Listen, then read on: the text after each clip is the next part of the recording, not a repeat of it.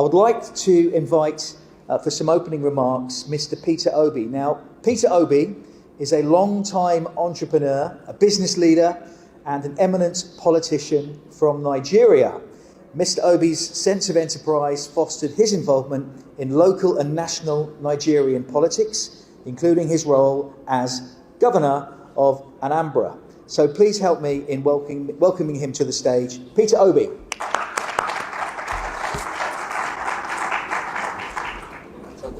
You're going to sit here for your speech, for your words.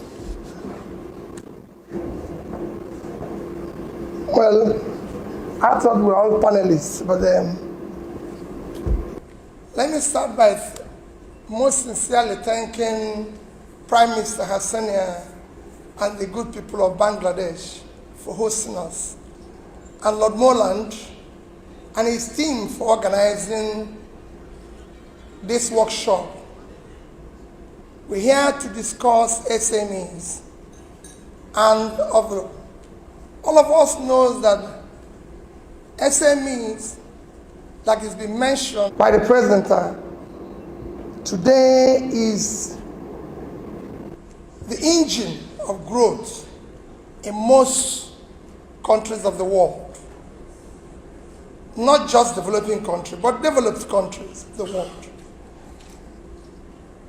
According to the last World Bank studies and survey, SMEs is about 90% of the businesses and creates over 50% of the job globally.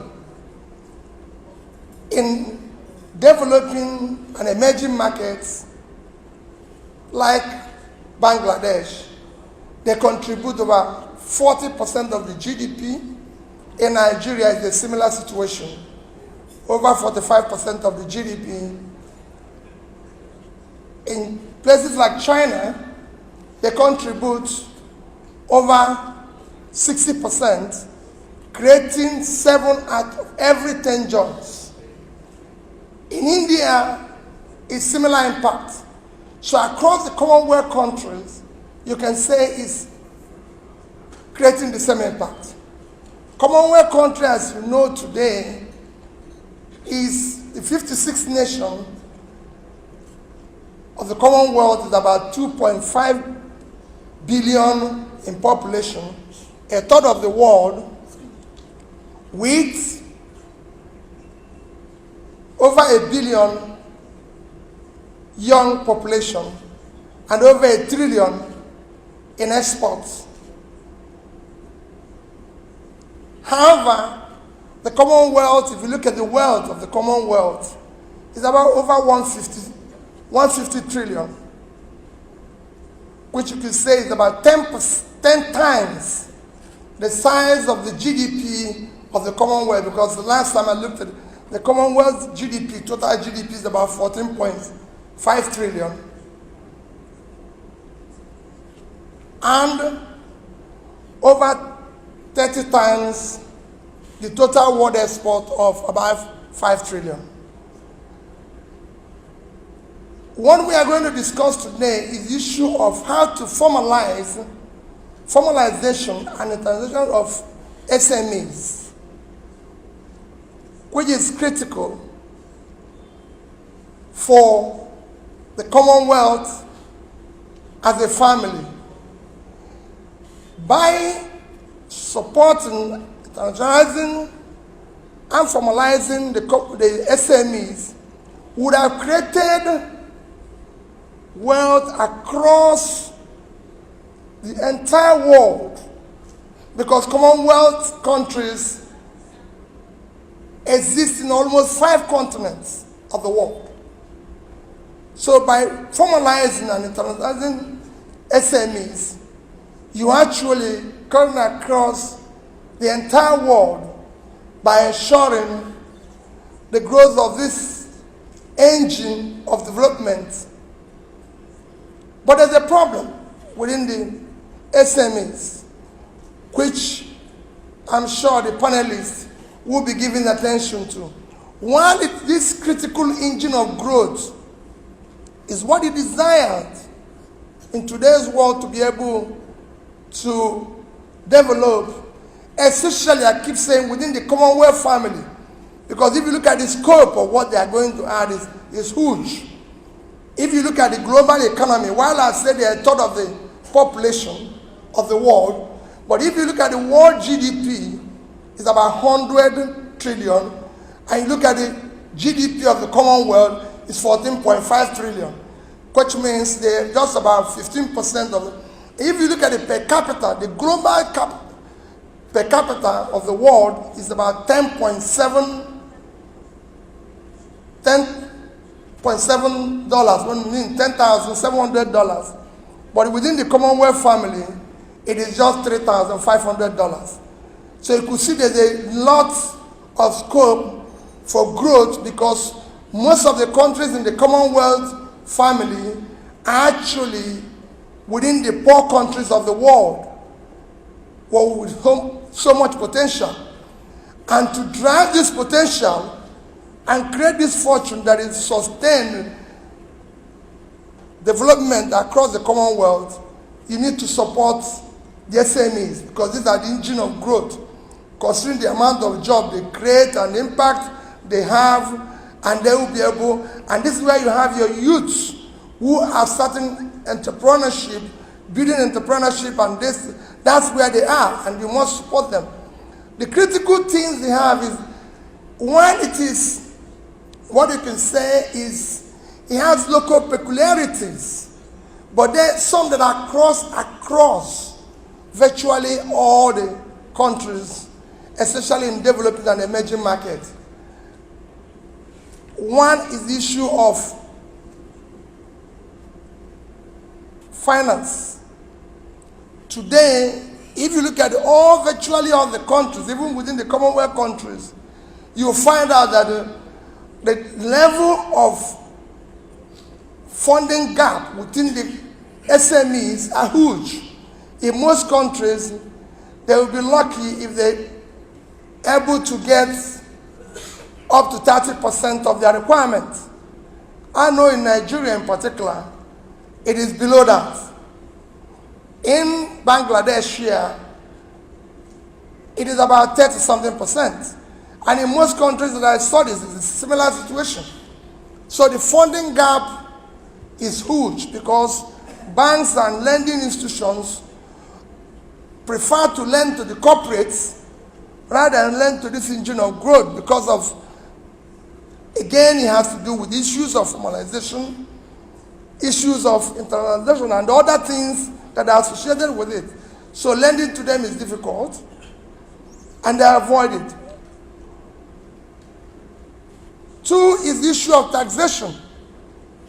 You have all sorts of local taxations that are applied to them, and everything. The regulatory environment is hostile to them. I always use Nigeria as an example. The corporates are big and everything, and can get away with so many things that the small businesses can't get away with. They have issues of infrastructure, poor infrastructure. In Nigeria, you look at electricity issues, to road, like Lord Molan said today when we're talking about Cameroon, and he said they have similar road conditions as Bangladesh. These are issues that you see in most of the emerging markets, and this affects more small businesses. They have issues where, because of lack of formalization, they are not able to explore international markets. So these are issues that affect them. To deal with these issues, the Commonwealth, as a family, needs to intervene in various countries, and various countries look at their policy. If they have a policy that is targeted, a favorable policies that is targeted to SMEs, to help them to formalize, have proper registrations and everything, which are happening in some countries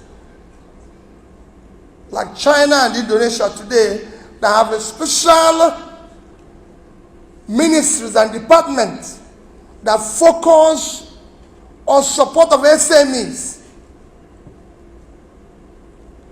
This will go a long way in helping them to formalize, help them to have all the registrations, and a competitive government having favorable policies that will support them. Again, on issue of financing, countries have to look at the overall credit of the nation and the overall this, and probably dedicate a particular percentage of credit or lending to SMEs, like it is in China. It's about 25%.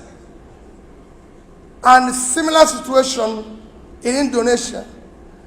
I must say that credits to SMEs in Bangladesh have been quite impressive, though not what it should be.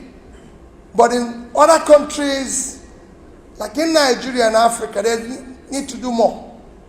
There needs to be a dedicated percentage of the overall country credit lending that should go to SMEs, being that this is the engine in which those countries can grow and be able to build sustainable development and improve their economy.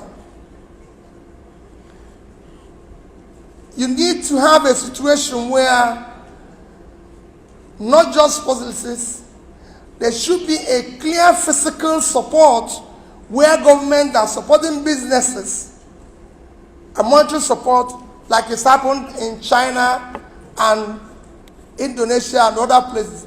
With these favorable policies and everything, we'll be able to start turning around the economies within the Commonwealth families. Like I said before, there's opportunity for growth within the Commonwealth family if you have a situation where you have support, clear support within the SMEs, and they're giving the support for international within this family. You could easily double the exports. You could easily double the intertrade within this huge family, which cuts across 5 continents. And with that, increase the overall well-being. I showed you the gap that while the average per capita is 10,700, there are 3,500. So imagine today if you double that per capita. Imagine today if you double that their GDP. Because if they are a third of the population of the world, their GDP should also be a third of the world, not 15%. So there's quite a gap that you can close if you get it right by favorable support within the Commonwealth family. And this is something that is achievable. Thank you for listening.